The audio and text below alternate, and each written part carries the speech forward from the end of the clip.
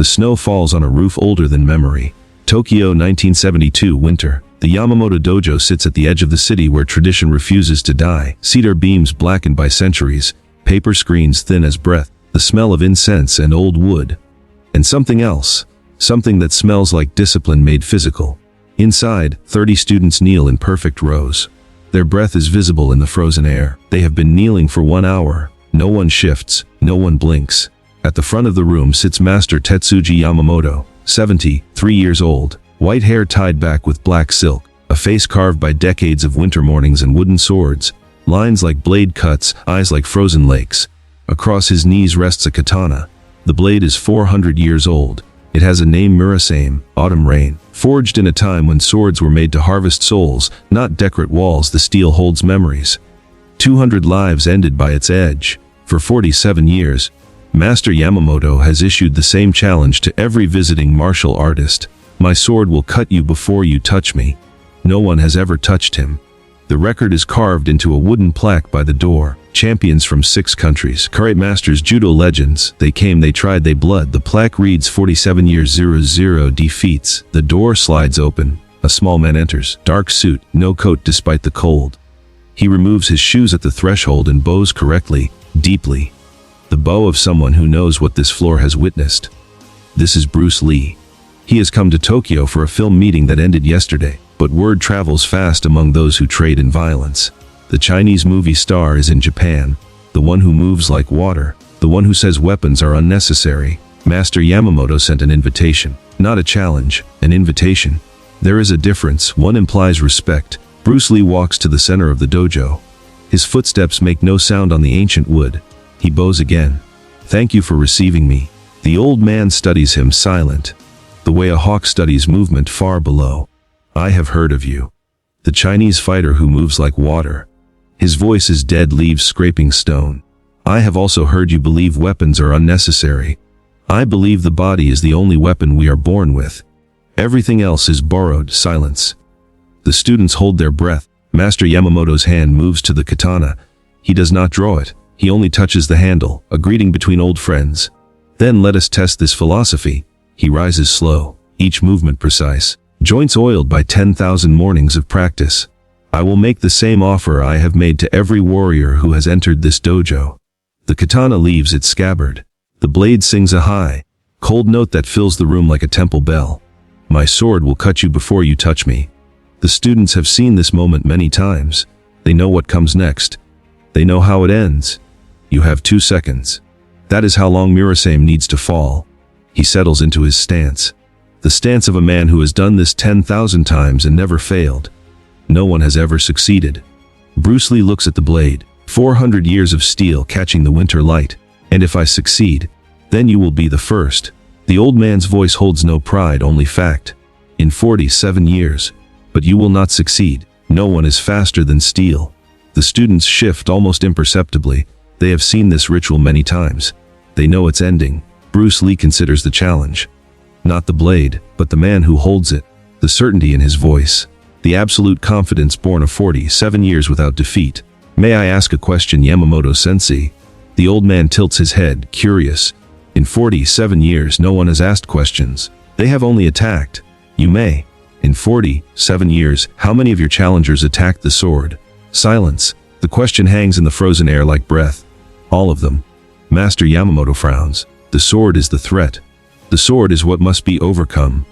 And that is why they failed. The old man's eyes narrow. For the first time something shifts in his expression.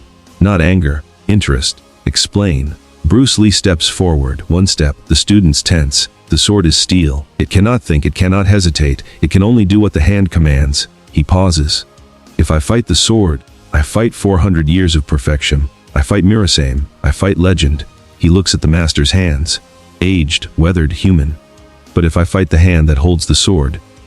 The sentence hangs unfinished. Master Yamamoto understands. The old master is silent for a long moment. Then, slowly he smiles. Not the smile of mockery. The smile of a teacher who has found something unexpected. You are clever, Mr. Lee. But cleverness is not speed. Philosophy is not action. He raises the katana. The blade hovers at shoulder height. Poised, patient, ready to fall. 2 seconds. That is how long it takes for Murasame to descend. In those 2 seconds you must cross 4 feet and touch me before the blade touches you. His stance settles. Feet apart, knees bent. The posture of a man who has made this movement 10,000 times without failure. The karate champion from Okinawa tried. He blood. The judoka from Osaka tried. He blood. The American Marine instructor tried. A pause. He blood the most. Bruce Lee looks at the wooden floor, polished by generations. He wonders how much blood has been scrubbed from these boards. I understand. Do you accept? The dojo holds its breath. 30 students, 1 master, 1 challenger. Bruce Lee bows. I accept. Master Yamamoto's fingers tighten on the handle. Then we begin. The katana rises. Winter light catches the blade. 400 years of steel suspended in frozen air. Master Yamamoto's breath is slow, controlled. The breath of a man who has done this 1,000 times and never failed. Bruce Lee stands 4 feet away, hands at his sides, feet shoulder width apart. He looks relaxed, too relaxed. The students exchange glances. This is not the stance of a fighter. This is the stance of a man waiting for rain. But Bruce Lee understands something the students do not. Tension is the enemy of speed. The fastest movement comes from stillness. Water does not prepare to flow, it simply flows. Master Yamamoto's eyes fix on Bruce Lee's chest, watching for the twitch that betrays intention. He sees nothing. Hajime! Bijin, the katana falls. Not a swing, gravity given permission. The blade drops in a perfect arc, accelerating toward Bruce Lee's shoulder. The sound it makes is a whisper. Murasame, autumn rain falling. 2 seconds. That is the contract. 2 seconds to cross 4 feet and touch the master before the steel touches you. In the first second, Bruce Lee does not move. The students gasp. The blade is falling. He is still. This is suicide. In the second, everything changes. Bruce Lee moves. Not toward the blade, not away from it, under it. His body drops, knees bending, center of gravity falling like water poured from a glass. The blade passes over his head, close enough to part his hair. Close enough to hear the steel sing past his ear. But he is not dodging, he is attacking. From the crouch, his hand shoots upward. Not at the blade, at the wrist. At the space where steel meets flesh. At the only part of the weapon that is human. His fingers close around Master Yamamoto's wrist. The katana stops. Not blocked, not parried, simply stopped because the hand that holds it can no longer move. Bruce Lee's grip is precise. Not crushing, not painful, but absolute. Silence. The blade hovers 6 inches from the floor. Bruce Lee crouches beneath it, 1 hand on the master's wrist. 2 seconds was the challenge. He used less than 1. Master Yamamoto's face is stone. For 47 years no one has touched him. For 47 years, the katana has answered every question. Now, for the first time, he has no answer. His fingers open. The katana falls. It lands on the wood with a sound like a temple bell. Resonant final. Bruce Lee releases the wrist, stands bows. Thank you for the lesson, Yamamoto-sensei. The dojo is frozen. 30 people waiting for the world to make sense again. Then Master Yamamoto laughs. Not defeat, not bitterness. The laugh of a man who has spent 73 years climbing a mountain and just discovered another peak. The lesson was mine to receive.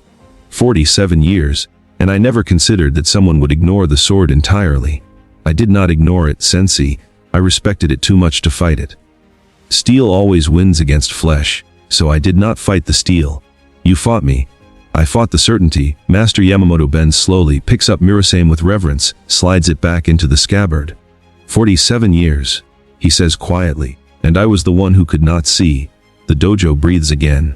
30 students kneel in the cold air. They have witnessed the impossible. For 47 years the master was untouchable. For 47 years, the wooden plaque by the door told the same story. Now that story has ended. Master Yamamoto turns to his students. His face is calm, no shame, no anger. Something else, something that looks like gratitude. What did you learn today? Silence. The question is dangerous. They have just watched their master lose. What are they supposed to say? One student, young, barely 20, finds his voice. That the sword is not invincible. No. Master Yamamoto shakes his head. The sword is still invincible. Murasame has not changed. What has changed is my understanding. He looks at Bruce Lee. Tell them, what did you defeat today?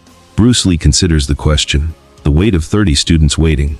I did not defeat your master. I defeated his certainty. The students frown, confused. For 47 years, every challenger saw the sword. They feared the sword. They fought the sword. And because they fought the sword, they lost. Because the sword is faster than any man. He pauses. But I did not see the sword. I saw the man holding it. And the man, no matter how skilled, is always slower than the weapon he carries. The shoulder moves before the arm moves before the hand.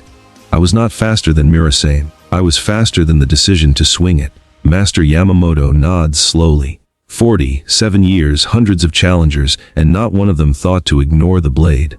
They could not ignore it. They were afraid of it. And you were not afraid. Bruce Lee smiles. I was terrified, but I did not let the terror choose my target. 1 week later, a package arrived at Bruce Lee's hotel in Hong Kong. Inside, the wooden plaque from the dojo wall. 47 years of unblemished record. The names of every challenger who had tried and failed. And at the bottom, carved in fresh letters, broken by Bruce Lee, December 1972. Not with speed, with sight. A note accompanied it, written in careful English. The sword remains on my wall, but this belongs to you. You have earned what no one else could take. Yamamoto. Bruce Lee hung the plaque in his office in Hong Kong. Visitors would ask about it. He would smile and say nothing, or sometimes, if the visitor seemed worthy, he would say, "It reminds me that the fastest weapon is not the sharpest. The fastest weapon is the one that sees clearly." Years later, after Bruce Lee's death, a journalist found Master Yamamoto, now 81, still teaching at the dojo. Was Bruce Lee the greatest fighter you ever faced? The old man thought for a long moment. He was not a fighter, but he defeated you. He did not defeat me. He showed me something I had stopped seeing.